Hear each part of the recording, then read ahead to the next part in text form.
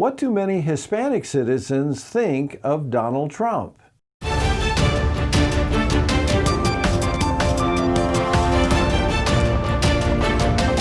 Occupying Till He Comes at Southwest Prophecy Ministries.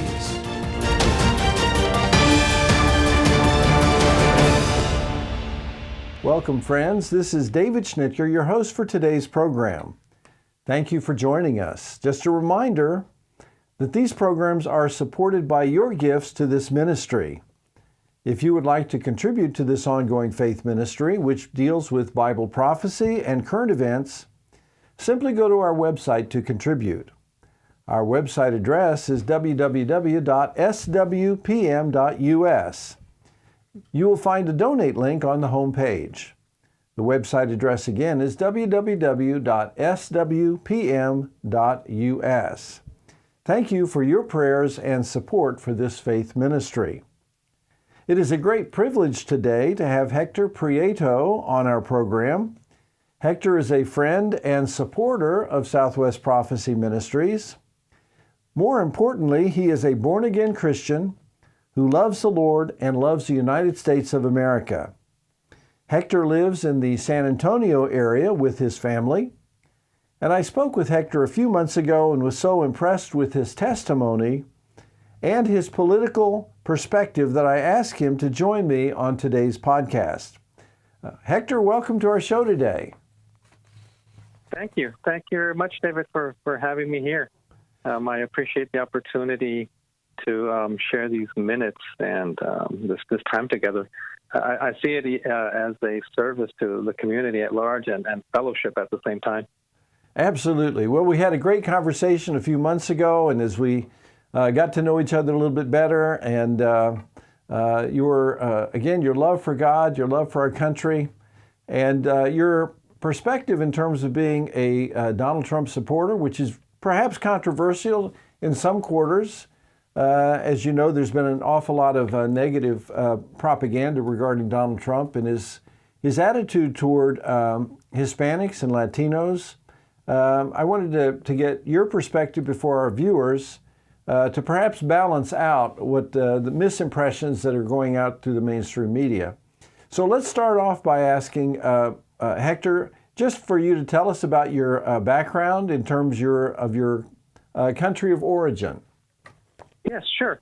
I was born in the United States, in the state of California, in the city of Los Angeles.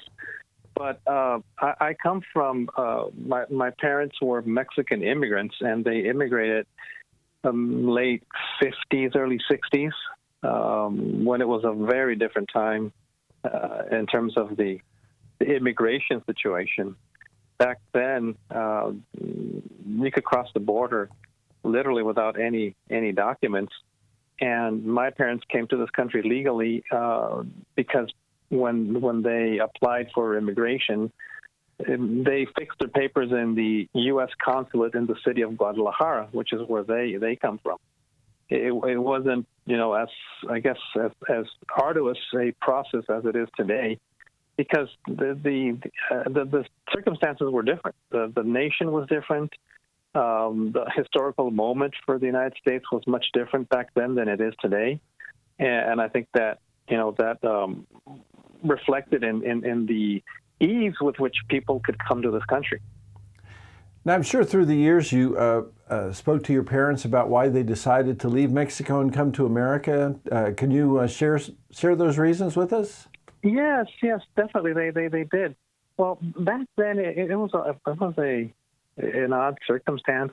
My aunt, who the sister of one of the sisters of my father, the middle one, because my father was the youngest one of three, married a gentleman who was living in the United States already. He was also from Mexico, but he was from the northern state of Sonora, which borders with Arizona.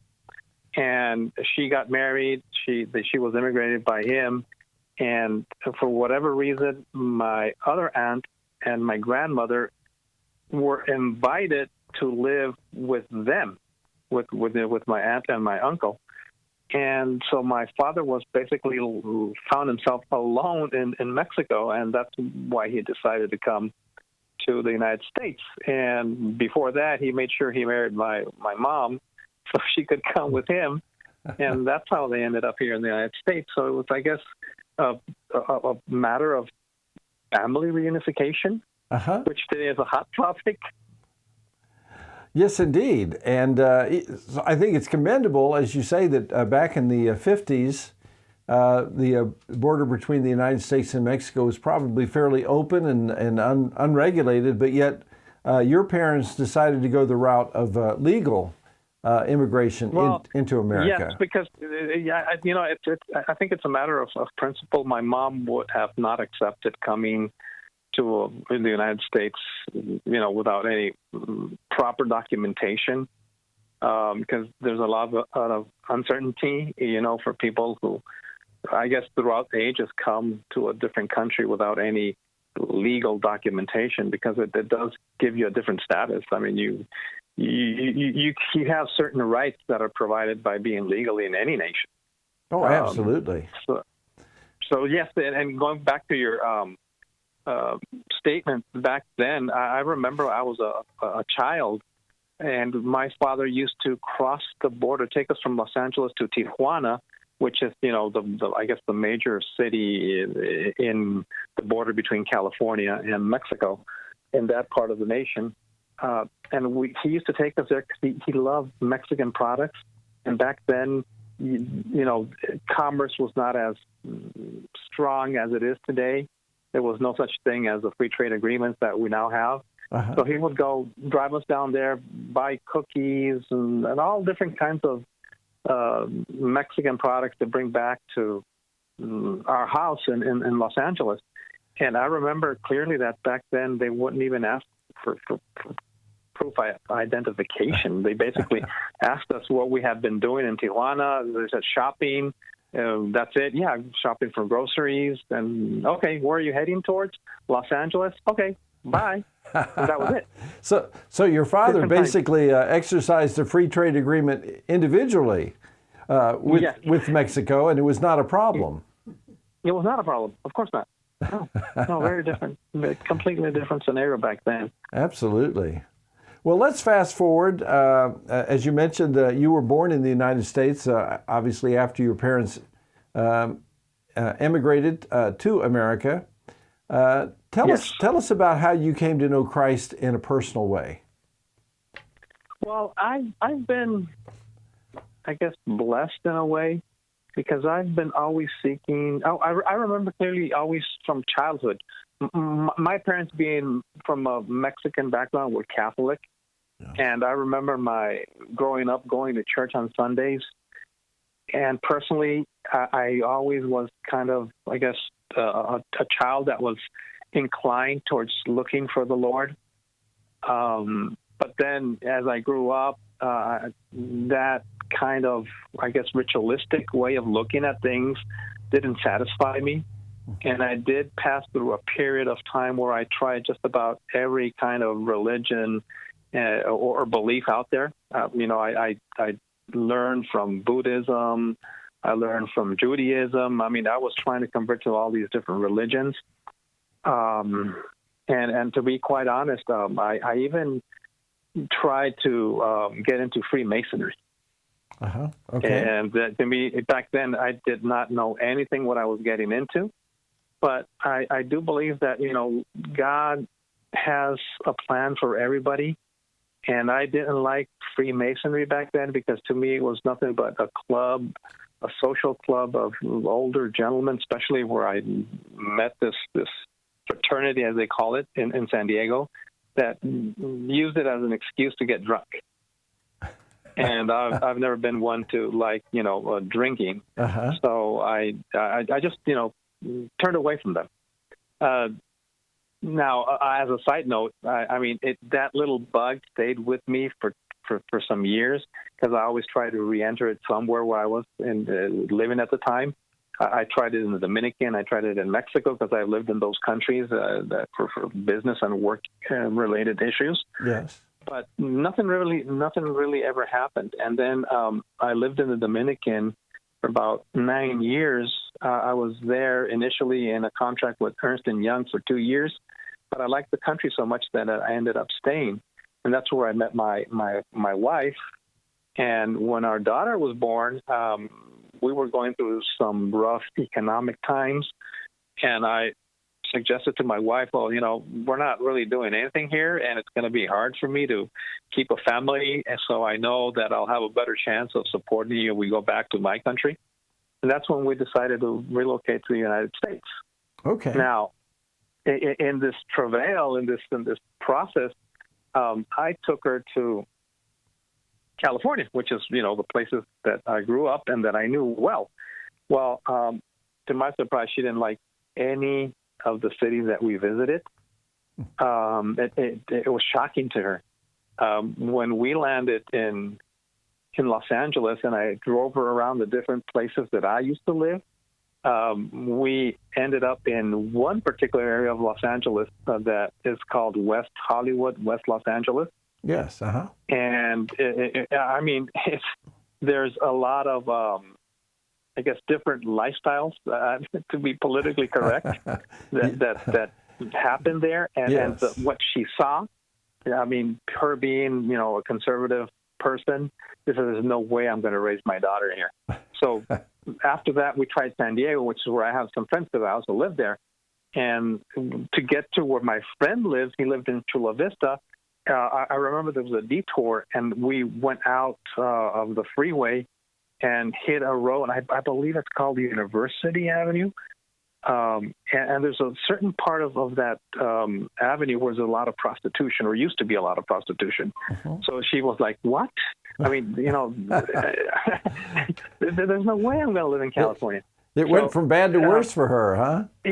Yes, from bad to worse. So I didn't even try San Francisco, which is another city which I lived. Because I said, no, if she doesn't like San Diego and Los Angeles, she's not going to like San Francisco.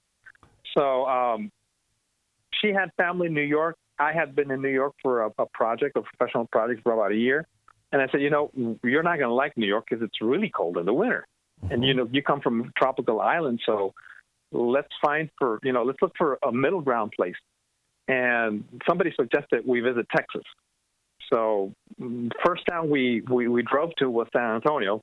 She loved it, and we've been here, ever since. It's 10.5 years now.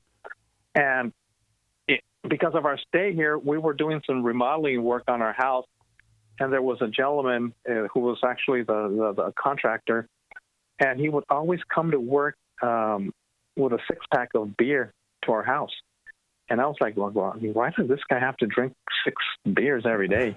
And then one day he ran out of cement, I believe, and we had to go buy it at Home Depot. So we used his truck. But on the top, on the top of his truck, in the dashboard, he had a Bible.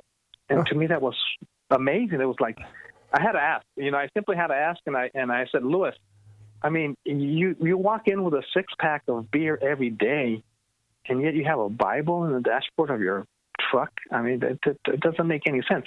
So that's when he let me know that he was a born-again Christian. He was a Pentecostal. Oh. And his uncle was a pastor at the church, and he invited us to the church. Uh-huh. So we went there 2 weeks later, but he didn't show up. So the pastor asked us who had invited us, and when we said who it was, he laughed because, a pastor knows his flock. And he laughed, and then he asked us to meet after, the service, and he asked us if we wanted to, get Bible study lessons at home. Uh-huh. And at the time, my wife said, yes, we're open to that. So that's how our journey started.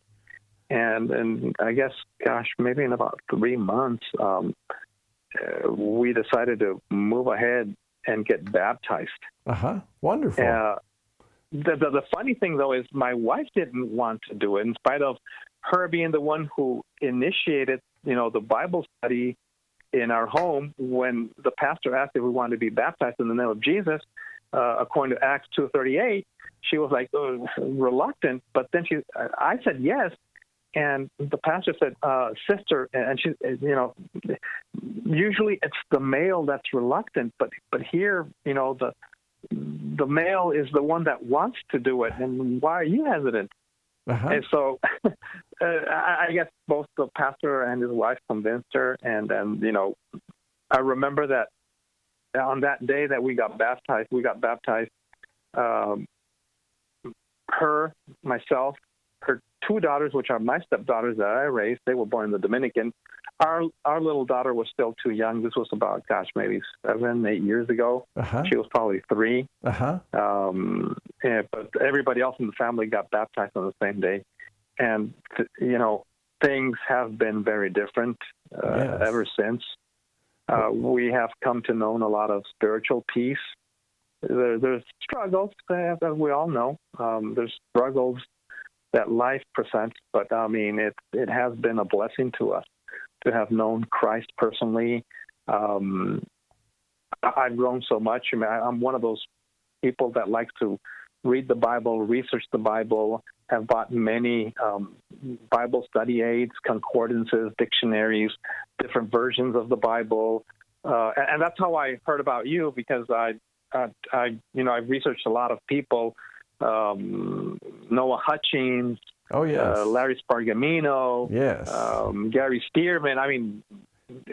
Tom Horn, great all people. Those gentlemen. Yes, mm-hmm. Great people. Yeah, and I bought the DVDs. To me, I have so much hunger for the Lord and all. In spite of just being a born again Christian for 8 years, that hunger has not really withered away. That's wonderful. And I always want to know more and more about the Lord and share with those that come across me. Although, to be honest with you, there's a lot of people out there that don't really care much, and it's very sad. But we have to keep, on trying. And so, I use Facebook and whatever other means to, cite the Bible, quote the Bible, and try to do as much as I can for the Lord. Well, that's wonderful, Hector. We're going to take a pause right now for a quick word from our sponsor. Freedom Health Alliance is our new sponsor, so we'll just take a quick time out for that. Friends, we have a brand new sponsor of the Southwest Prophecy Ministry podcast. It is Freedom Health Alliance, a wonderful independent company that produces some tremendous products for your health and safety. As you are aware, we are experiencing escalated attacks on our personal rights and freedoms. This includes a complete and utter war on natural health products. We are right around the corner from the cold and flu season. Freedom Health Alliance strongly encourages the silver liquid and the silver gel to help support the immune system naturally through the upcoming season for your families. Silver gel, as you can see in the dispenser bottle, can be an amazing hand purifier. Unlike the hand sanitizers that are being forced on us that contain ethanol, alcohol, and numerous toxic chemicals, these hand sanitizers actually strip the good bacteria from our skin, leaving our immune system open and compromised to further attack. Freedom Health Alliance Active Silver Gel is 100% natural. It contains no toxic chemicals and is pH balanced to work in harmony with the immune system. Many people are shifting to silver liquid, which you can take internally. A couple of spoonfuls a day will help your immune system, and silver gel to help boost your immune systems this time of year. Thank you. And welcome back. Well, Hector, it's been great getting to know you. I appreciate you sharing your testimony about how you came to know the Lord, as well as your wife and family, and what an exciting thing it is to know Christ and to be growing in Him. We're going to switch gears now and talk about why do you support Donald Trump for president.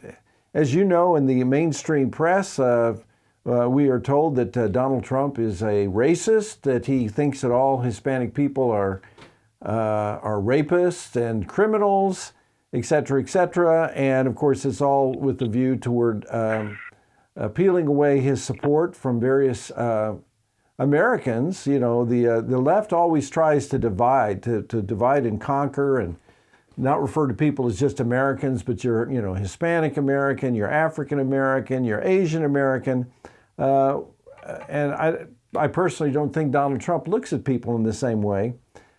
So why do you, as a Hispanic American, support Donald Trump for president? Yes. Well, it's interesting that you asked that because it is controversial, and especially the Spanish media, Univision and Telemundo, who are stations that broadcast to the majority of Spanish-speaking population in the country, are anti-Trump, and you can see it from their messages. They're very biased. But, the reason I support Donald Trump primarily is because regardless of my ethnic background, I do consider myself an American in the sense that, I was born in this nation. Yes. I feed my family with the fruits of my labor that come from working in this nation. It's a land of opportunity. Opportunity comes in many different sizes and shapes. But at the same time, it's something that's very precious to me. And in addition to that, I firmly believe that we have to guard what we have and then not let it go dilute it by the wrong idea of what this nation should be, such as what the left is portraying. But in addition to that, the real reason that I support Donald Trump is that I believe that he's sincere, and I believe that he has had a sincere conversion to the Lord. Yes. He may have been of the world, but to be honest, who of us has not at one time or the other been part of this world? I mean, we're all sinners. Absolutely. We all fall, under that label, sinners that come with a stain, and it's the Lord Jesus that pulls us out. So yes, Trump maybe was part of the media world, and he had the shows, and he's probably was a nasty individual, but God gives us all an opportunity, and what I've seen in his time in the White House is a change. To be honest with you, I've seen him. He's very different from the person that was in the reality TV shows. Yes, and I've seen that too. When he came out and announced that they're criminals, they're this and that, well, people tend to generalize, and I think he was generalizing. It doesn't mean that all of us are necessarily bad, but at the same time, we also have to consider that many of us say things that we later regret. In the epistle of Peter, there's a chapter that talks about the most dangerous member of our body is our tongue. Yes, indeed. Yes, indeed. And he's got a very active tongue, doesn't he? He's quite the talker. Well, it's very sharp. Yes. It's very sharp. But I also think, I think he was put there for a purpose. I don't know what the purpose of the Lord is, but we do know from Scripture that the Lord is the one who puts and takes away people from positions of power.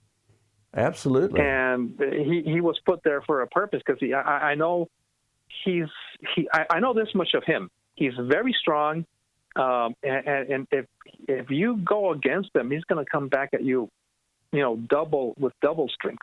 Yes. He's not going to back down. Yes, he is a New Yorker. He's a Manhattan builder, which is the toughest city in the world to get anything done. Definitely. So he's used to being a brawler and a counterpuncher. That's how he's become so successful, not by being meek and mild and, quote, presidential, whatever that means.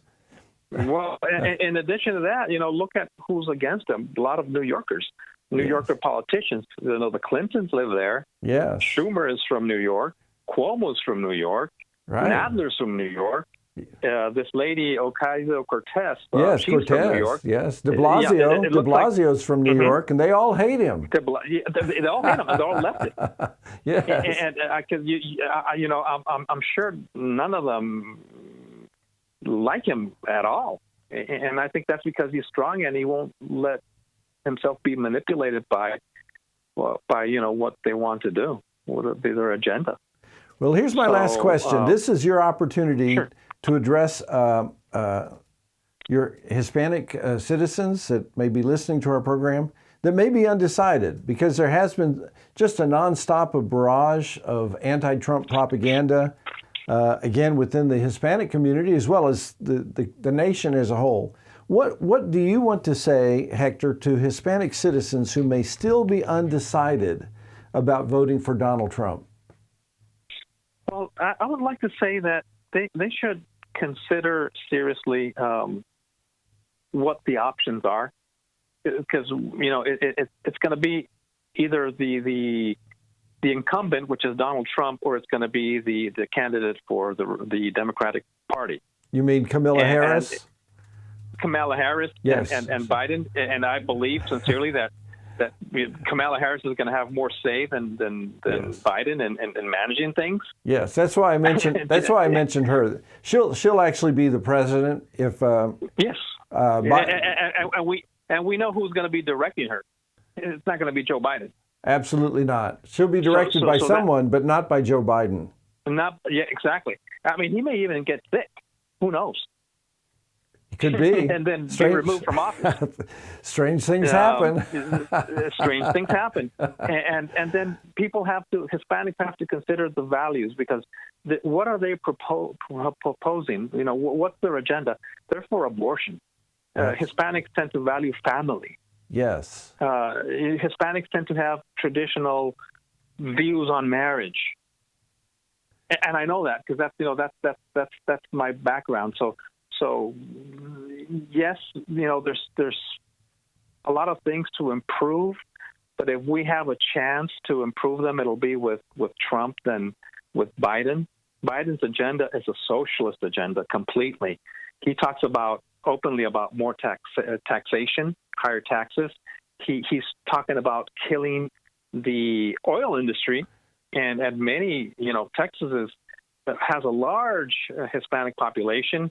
And in one way or the other, we all live here in Texas from the oil industry. Yes. And he wants to get rid of it. Yes. I mean, there's so many ramifications of not choosing carefully that I would urge people to really vote by their conscience more than what other people tell them.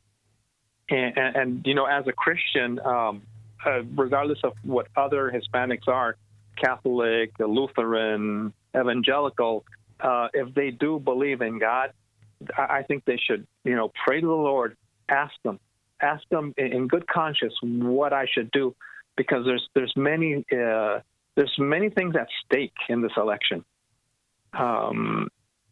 I sincerely believe that, and I follow a lot of different pastors and read the messages and read the Bible itself, and I really believe that we're living in the end times, and I really believe that making the wrong choice may bring an acceleration of events that we may not necessarily want to see or live through. Absolutely. Well, I completely agree with you, Hector, and I appreciate your being able to share this directly with the Hispanic community. Obviously, you're more in touch with the Hispanic community. You know that, as we've talked before, that there are many people within the Hispanic community that are very strong in support of Donald Trump and his pro-American values. They haven't been dissuaded by the mainstream media and the anti-Trump propaganda. And as we talked about offline, they support Trump's view about protecting our southern border. And they totally support legal immigration, because that protects their jobs. That protects their security. As illegal immigrants bring an increase in crime, they also dilute the labor market and undercut legal American citizens. And so I think that this idea that all Hispanics support open borders is not true at all. It's not true. It is not true at all. I mean, even within my small circle of my family, I immigrated my two stepdaughters and my wife, and they're for Trump, and they do not support open borders because, as they say, it diminishes our efforts to get legal into the country. Absolutely, and I think it also creates a false portrayal of Hispanic people, that, you know, all Hispanic people are lawless people, they bring crime, they undercut the labor market. That's absolutely not true. Well, in addition to that, David, there's a biblical precedent for controlled immigration. Because even the people of Israel were controlled when they lived in the land of Goshen. Absolutely, yes. And it wasn't open border immigration. You know, they lived in specific quarters so they could be, you know, accounted for in a foreign nation. And it happened to them again when they were exiled in Babylon. Absolutely. Israel did not have open border policies in ancient times. And of course, modern Israel absolutely does not have an open border policy. They're the most border protected country in the Middle East, and of course they have to be for security reasons. They have to be. So this idea so do we. Absolutely. So do we. You cannot have a country without borders. And to protect the culture, to protect the job market, to protect against criminality, you just absolutely cannot have a country without borders, a common culture, and a common language. And Donald Trump is for all of that. Yes, he is. So, and he's for law and order. Absolutely. And boy, we need that. I think it was a good thing that he suspended those negotiations for the relief. And I understand that many people may need it, but they're trying to, sneak in aid for purposes that the government shouldn't really be paying for. Absolutely. Yeah, so Trump is tough where he needs to be tough. I believe that his heart is for the American people. And another thing that I have to keep in mind is that Donald Trump did not need this job. He has not benefited from this job from a financial point of view. He has lost billions of dollars. He doesn't talk about that. His business has suffered. His family has lost a lot of money too. Through their volunteer service. He works for free. He works for free. He gives his salary away. And I suspect that his son-in-law, Jared Kushner, probably works for free. His daughter, Ivanka, works for free. His two other sons campaign for free. These are people who love America. And the political class absolutely hates him and them because it shows their corruption. And he's been maligned because, look at this issue with the tax laws. Biden and all these people were the ones who wrote those tax laws that allow him to, get away with not paying much taxes. But it's my background is in finance and law, David, and I know for a fact in the countries that I've operated as a executive business person, in Mexico, the Dominican, and the United States, they have special laws for real estate developers. Yes. And most real estate developers end up paying hardly any taxes as long as they keep on building and doing new projects, because that means development for the nation where the real estate development happens. Right. It means jobs for the builders. Exactly. Jobs for the employers. It's a job creator, and so it offsets any tax advantages that the host countries would give, doesn't it? Well, when economies are booming, usually there's a heavy influx of construction. Right. And the tax laws favor that. So he happens to be in an industry where a lot of the tax laws will favor what he does as his business. Absolutely. And it's perfectly legal. And as a sharp businessman, we would expect him, as well as any other businessman, to take advantage of every tax advantage that he possibly can so that his business can prosper, and then through his employment practices, the country's prosper as well, because he's a producer. He's not a parasite like the crime families that he has been displacing, such as the Bush crime family, the Clinton crime family, and now he's exposing the Biden crime family. These are all criminal families that have been political parasites off our country for decades, and he's been exposing and upending them, and they hate him for it. That's my opinion. Right. Well, in addition to that, he is promoting avidly, the anti-abortion issue. Yes. Oh, they hate him for that. And now they're finding fault with this new nominee for the Supreme Court because her views are, against abortion, and there's a spiritual issue at stake with, the abortionists against the pro-lifers. Absolutely. Because life is sacred, and God is the one who gives life, and God is the only one who should take life. Absolutely. Because we are His creation, and He is in favor of minimizing at least what's going on in this country. I hear that anywhere from 60 to 100 million babies have been killed. Yes, since 1973. By abortion. Absolutely. It's also in the Bible written that this innocent blood cries out to the Lord. Oh, absolutely. Yeah, we are under the judgment of God, Hector, and here our president is doing everything he can to eliminate abortion and to bring pro-life candidates onto the Supreme Court. And the Luciferian death worshipers absolutely hate it. And so we're going to be seeing a new level of persecution when Amy Coney Barrett has her hearings pretty soon. Right. These death-loving Luciferians. They're criticizing her Catholicism, but yet Biden and Pelosi are Catholic, and they don't criticize them for being Catholic. Yeah, which is weird. The difference is they're not practicing Catholics, and they don't hold the Catholic orthodoxy on the life issue. I know. I was just bringing that up because it's like this whole administration has been a master's degree in double standards.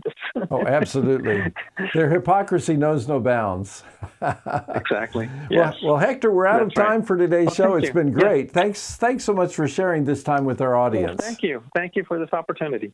God bless you. And God bless you as well. And friends, thank you for joining us for today's podcast. And I look forward to seeing you next time. Until then, this is your host, David Schnittker. Thanks for listening.